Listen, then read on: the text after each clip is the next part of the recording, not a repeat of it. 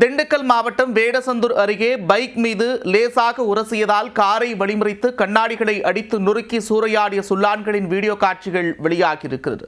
மது போதையில் அரங்கேறிய ஆக்ரோஷ சம்பவத்தின் பின்னணி என்ன?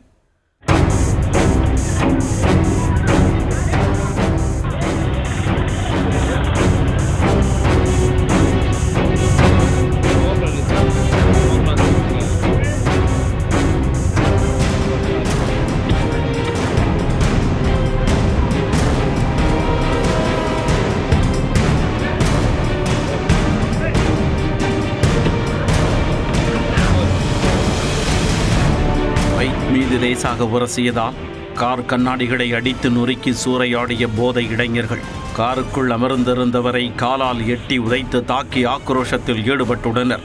போதை வெறியில் அட்டகாசத்தில் ஈடுபட்ட இளைஞர்கள் மீது நடவடிக்கை எடுக்கப்பட்டதால் திண்டுக்கல் மாவட்டம் வேடச்சந்தூர் அருகே உள்ள பூத்தாம்பட்டியைச் சேர்ந்த விஷ்ணு பெங்களூரில் உள்ள தனியார் நிறுவனத்தில் கம்ப்யூட்டர் என்ஜினியராக பணியாற்றி வருகிறார்.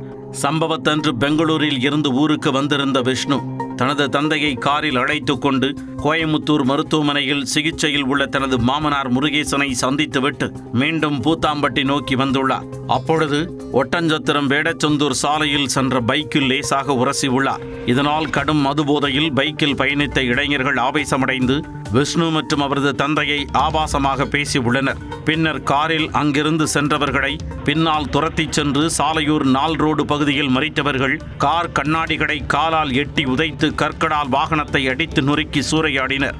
மேலும் சம்பவத்தை தடுக்க முயன்ற விஷ்ணுவின் தந்தையை உடைந்த கார் விண்டோ வழியாக எட்டி உதைத்து தாக்கினர். இதை கண்ட அக்கம்பக்கத்தினர் கூச்சலிட்டதால் இளைஞர்கள் மூவரும் அங்கிருந்து தப்பிச் சென்றனர்.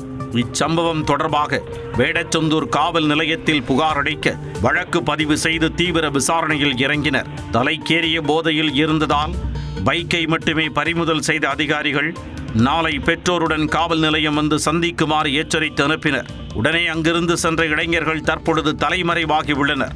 இதனால் தனிப்படை அமைத்து இளைஞர்களை தீவிரமாக தேடி வருகின்றனர்.